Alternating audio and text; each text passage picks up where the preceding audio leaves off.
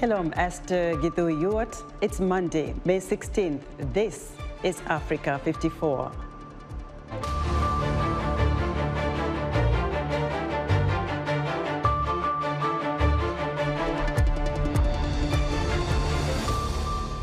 Somali lawmakers elect Hassan Sheikh Mohamud as the nation's president for a second time. Zimbabwe and the United Nations Refugee Agency lead an effort to avert deforestation and benefit from waste management at the country's biggest refugee camp. And a 3-month-old giraffe gets leg braces to correct a limb disorder. All this and much more on today's Africa 54.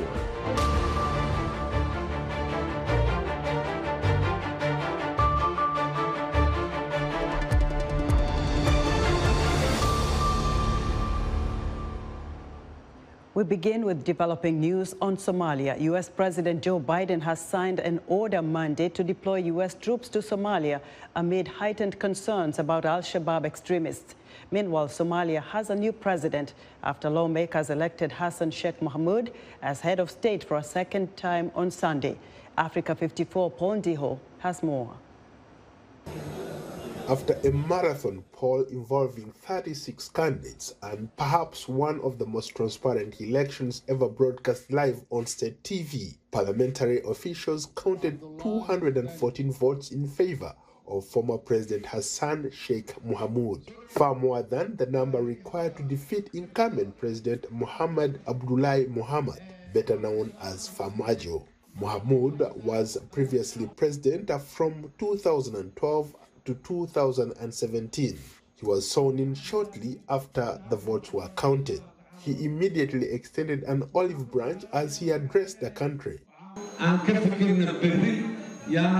us think about tomorrow and not yesterday, and what happened. I will work on a brilliant tomorrow and a beautiful future for the sake of my people, to live with dignity in the world. I will implement my motto, Somalia at peace with itself and with the world. Somalia's 15 million people have endured civil war and clan battles with no strong central government since the dictator Muhammad Siad Barre was toppled in 1991. Now, Mohamud again faces a daunting task of tackling drought, hunger, and a seemingly never-ending conflict against the Islamist terrorist group Al-Shabaab. Celebratory gunfire erupted in Mogadishu, with many hoping that the presidential vote highlighted a political crisis that has lasted well over a year after Farmajo's term ended in February 2021. Somalia has not held a universal suffrage vote in 50 years. Instead, polls follow a complex indirect model where state legislatures and clan delegates pick lawmakers for the national parliament, who then elect the president. Samira Said, executive director of the Mogadishu-based think tank, said that familiar names would enjoy an advantage in the polls ahead of the election. People are looking for more familiar candidates and not any newbies, people who have not governed or do not understand the Somali context. So for sure this will be a change. People will not go for a new face. They will definitely go for old faces, people that they recognize, people that they feel they're more comfortable with. President Hassan Sheikh Mohamud is the first Somali president to win a second term, and he is promising to transform Somalia into a peaceful country. He will also need to repair the damage caused by months of political chaos and infighting both at the executive and between the central government and state authorities. Earlier this month, an attack on an African Union base killed 10 Burundian peacekeepers, according to Burundi's army. It was the deadliest raid on AU forces in the country since 2015. The Al-Qaeda-linked insurgents controlled Mogadishu until 2011, when African Union forces pushed them out, but insurgents still held territory in the countryside. Paul Ndiho, VOA News, Washington. For more on Somali's politics and the election of Hassan Sheikh Mohamud as president, I'm joined by Harun Maruf, senior editor of VOA's Somali service. Harun, welcome to Africa 54. My pleasure. Let's start off with the breaking news that President Joe Biden has signed an order today to deploy U.S. troops to Somalia because of the heightened security concerns and threats posed by the Al-Shabaab terrorists. What is the reaction so far from Somalia? So far, we do not have an official reaction from the government. We have reached out to the government, but in the past, we have known the official position of the Somali government, which was they were very disappointed where the United States pulled out the troops and took them out of the country. That was done by the previous president, President Donald Trump, in January 2021, just before he left power. Also, that was a setback to the security because the United States trains elite Somali security force. They also conduct airstrikes against Al-Shabaab, and these airstrikes were scaring off Al-Shabaab from mobilizing and attacking, carrying out large-scale attacks against Somali government forces and African Union forces. And if you remember earlier this month, in May, we have seen Al-Shabaab carry out a very large-scale attack against Burundian forces in the central parts of the country, killing 30 peacekeepers.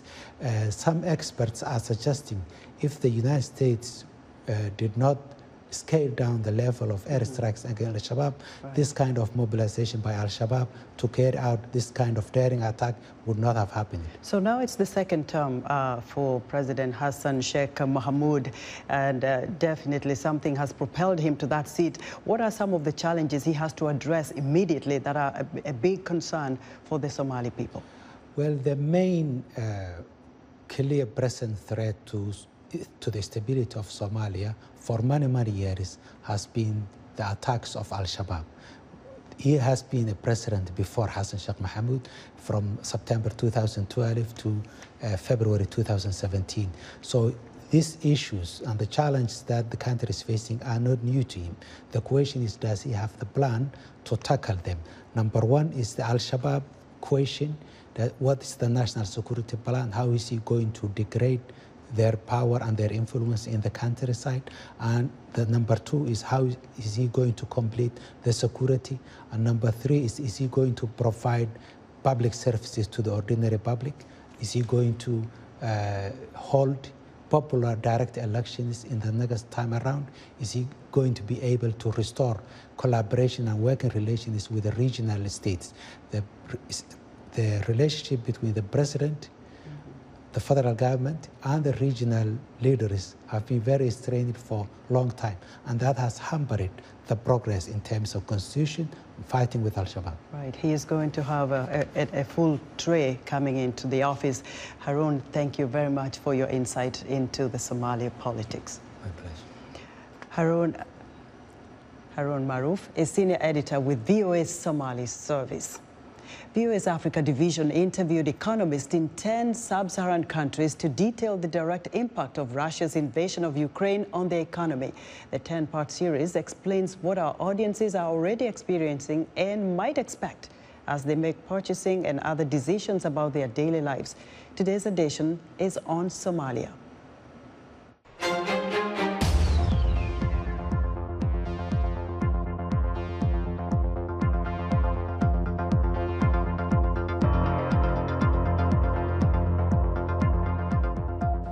Somalia, the first effect was the petrol. Within 24 hours, the petrol of some price in Somalia increased. We have many relations with Ukraine. The Somali shilling is printed in Ukraine. In the short term, immediately after this war started, there was effect on petrol. So once the petrol price increases, it will affect the rest. For example, in Mogadishu, every family living in Mogadishu, the expenses of the electricity and water in Mogadishu this month, it increased. We paid more than what we paid before the Ukraine war started. No, I don't think the government can take mission because in Somalia there is no government that control all the country, and the government, the central bank, cannot import fuel to have effect on the prices of the fuel. So nothing was done so far. independence only the decision of the business people, and they are following after where they can get one more dollar as a benefit. Yeah, even if it's not continuing already, we have adopted here in Somalia, once the price of something increased, even if the import of the price, in general, the price of the fuel goes down, Somalia is never affected. Always the business people, they never, as history, they never reduce the price. Even if the offer of that commodity increase, it will never affect the price. Always they are running after their last dollar as a benefit. That was Somali economist and professor Yahya Ahmed. Around 40 people, many of them civilian volunteers with the army, have been killed in jihadist attacks in northern and eastern Burkina Faso, according to local sources and security officials. In the northern region of Sahel on Saturday, around 25 people were killed, including 13 members of the volunteer force. In the southeast, about 15 civilians were killed when their convoy was attacked while being escorted, according to local sources. Mali says it is withdrawing from a West African force fighting jihadists to protest being rejected as head of the G5 regional group, which also includes Mauritania, Chad, Burkina and Niger. Le gouvernement de la République du Mali. The opposition of some G5 Sahel member states to Mali's presidency is linked to maneuvers by a state outside the region aiming desperately to isolate Mali. From this situation, the government of the Republic of Mali deduces a loss of autonomy, an instrumentalization, and a serious dysfunction of the G5 Sahel organs, in particular the Conference of Heads of State and the Executive Secretariat, whose annual work program and 2022 budget have still not been adopted by the Council of Ministers of the institution. Since January, Mali has been the target of a series of economic and diplomatic sanctions from West African states to punish the military junta's bid to stay in power for several more years following coups in August 2020 and May 2021. Authorities in Ethiopia's war-shattered Tigray region are forcing young people to join their army's fight against the central government by threatening and jailing relatives, according to captured fighters and residents. Reuters conducted a dozen interviews from February to May with residents of Tigray, captured fighters and aid workers that provide a picture of forced recruitment by local officials in several parts of the region. The testimony suggests some Tigrayans who volunteered in droves earlier in the war are becoming increasingly reluctant to fight. The northern Ethiopian town of Lalibela, a United Nations World Heritage Site known for its rock-hewn churches, tries to recover from conflict. Henry Wilkins reports.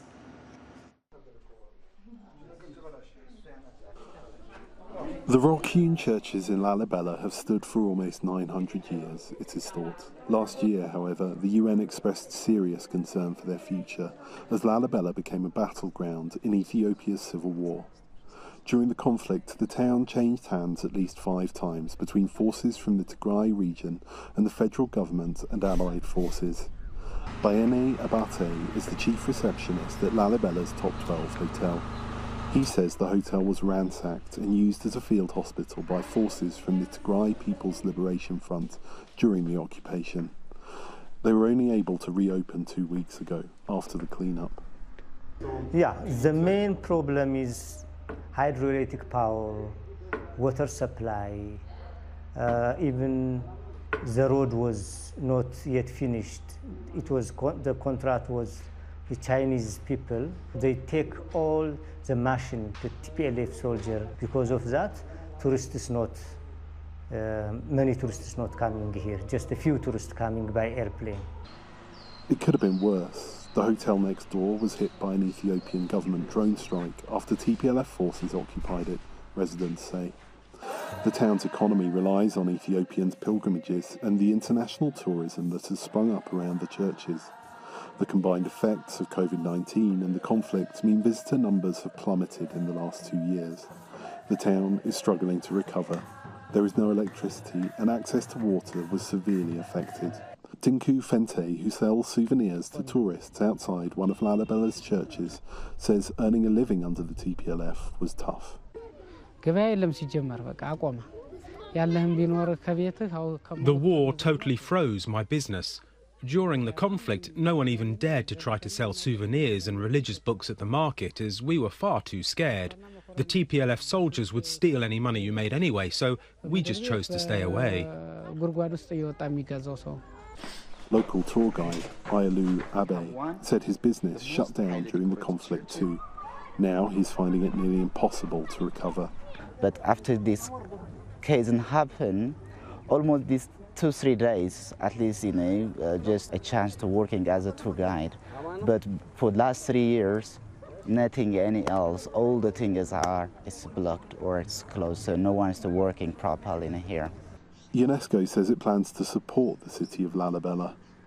Our major concern is the communities who are living in the site, who are caring about the site, who are caring about this important World Heritage site, to manage the site and continue using it the way they have been doing since many, many centuries.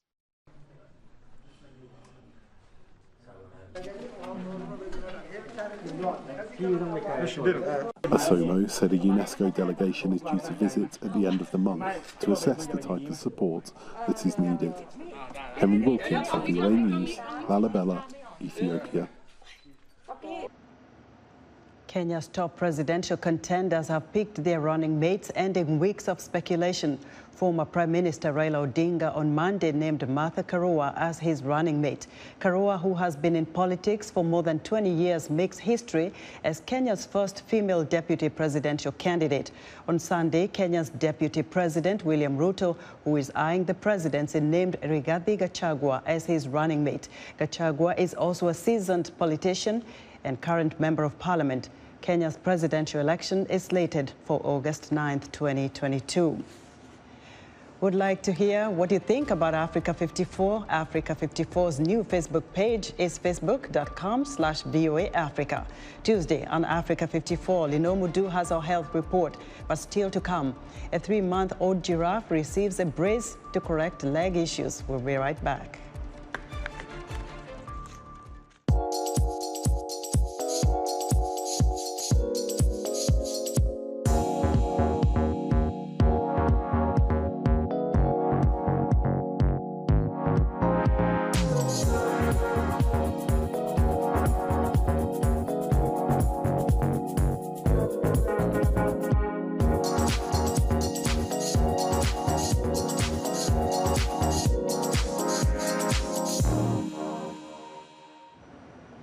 Zimbabwe and the UN Refugee Agency, UNHCR, are piloting an effort to avert deforestation and benefit from waste management at the country's biggest refugee camp. The Tongogara camp near Zimbabwe's eastern border with Mozambique has installed machines for refugees to turn animal waste into biogas, which can be used as fuel for cooking and fertilizer. Columbus Mavunga reports from Chipinge, Zimbabwe. Dominic Katumbai, one of the refugees at the Tongogara refugee camp, now uses organic fertilizer from animal waste for his plants. Before it was a problem. It was a problem because fertilizer, suppose you buy, whatever. Now this one is free, and there is plenty of them. Every day I can produce more than 300 liters of fertilizer. Now it's easy, everybody can come and collect and put it in the garden. The fertilizer is a byproduct from animal waste after it ferments in digesters. The biogas is free to refugees, some of whom use it for cooking. Francine Kayumba, like Katumbai, is from the Democratic Republic of the Congo. We're using biogas because it has the advantage of not producing smoke. If you put a pot on the biogas stove, it remains clean. The Water, Sanitation and Hygiene Unit of the UNHCR in Zimbabwe says it started the project after it saw that refugees were struggling to dispose of animal waste at the camp. We are now thinking of managing it in a good way. And then we came up with an idea of using the biogas from the piggery as part of the management. And then this year, we started the pilot project of this biogas system. The government hopes to secure more funding to expand the project at the refugee camp, which has about 20,000 people. The biogas project is a cost-saving initiative meant to ensure that refugees get clean energy. Refugees are also integrated into the modern ways of having fuel or green energy. So to us, it's a shot in the arm for the population. Zimbabwe says the project will help reduce deforestation near the Tongogara camp. According to officials, Zimbabwe is losing 330,000 hectares of forest annually, some of it through deforestation for energy use. Columbus Mavungam for VOA News, Chipinge, Zimbabwe. Ukraine says its forces have pushed back Russian troops in the Kharkiv region in a counter-offensive that allows the Ukrainians to reach the Russian border. After repelling Russian advances on Kharkiv, Ukraine's second-largest city, Ukrainian forces have reportedly regained territory in the region as they seek to push Russia from its staging area in Izium. Meanwhile, Russia warned the West Monday of, quote, far-reaching consequences if Finland and Sweden join NATO. U.S. Senate Republican leader Mitch McConnell and other U.S. lawmakers met Zelensky in Kiev Saturday. Fellow Republican Party Senators Susan Collins, John Barrasso, and John Cornyn were part of the group who shook hands with the Ukrainian leader before posing for a photograph. Democrat and Republican senators had joined forces Thursday in a rare moment of unity in an attempt to pass a $40 billion aid package for Ukraine, but were stymied by Republican lawmaker Senator Rand Paul. The stalemate delayed passage of the measure into this week. U.S. Secretary of State Antony Blinken says the United States supports Finland and Sweden applying for NATO membership. The leaders of the two countries say the war has them rethinking their own security. We warn you that some images in this report are disturbing. Viewer discretion is advised. VOA's Arashar Basadi has more. On the outskirts of Kharkiv, Ukrainian forces continue clearing villages retaken from Russian soldiers and searching house by house for Russians who may still be in the area. After Russia for weeks bombarded Ukraine's second-largest city, the Ukrainian military says Russian troops are in retreat from Kharkiv. Officials say they found at least 41 bodies of dead Russian soldiers there. Top NATO diplomats met Sunday in Berlin to discuss further support for Ukraine and plans by Finland and Sweden to join the world's biggest military alliance, which has been feeding weapons to Ukraine throughout the war. Allies were joined here in Berlin by the foreign ministers from Sweden and Finland. Both countries are close and valued defense partners of NATO and the United States.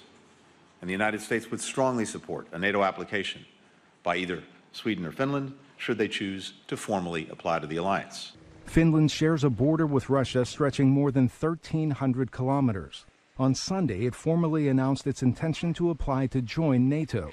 Russian President Vladimir Putin says seeking NATO membership would be a mistake. Finland's president spoke with his Russian counterpart and said he was surprised at how calmly he took the news of Finland's plan to join NATO. I wanted just to confirm that now the situation is changed. We are going to apply membership. And in the same way, he confirmed that he thinks it's a mistake. We are not threatening you.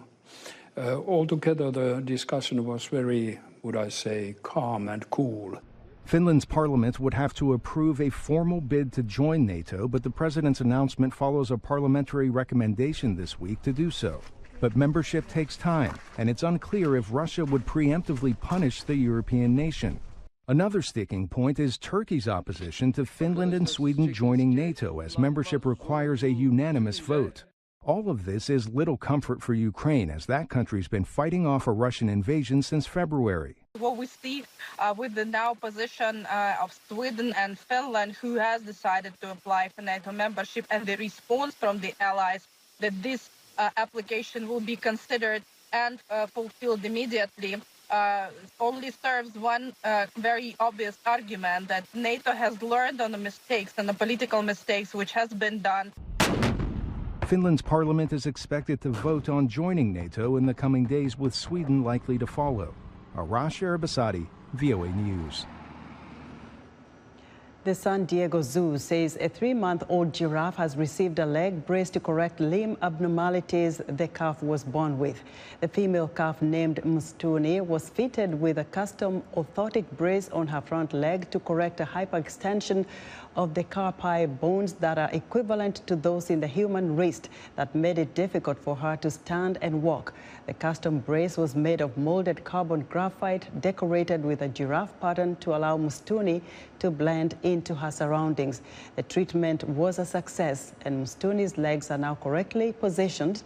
The brace has now been removed, and the zoo's wildlife care team introduced her to the rest of the giraffe herd in the Safari Park East Africa savanna habitat. And that's our show for today. Be sure to watch Africa 54 on our new Facebook page, facebook.com/VOA Africa. From all of us here in Washington, thanks for watching.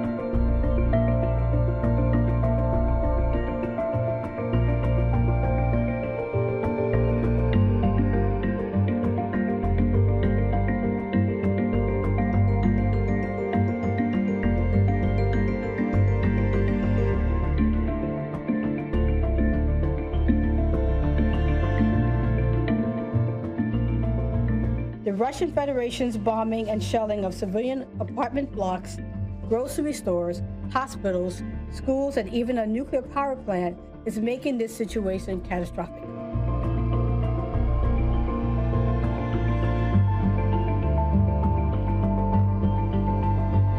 The United States is dedicated to supporting efforts to help the people of Ukraine rebuild their lives safe from the threat of Russian bombs.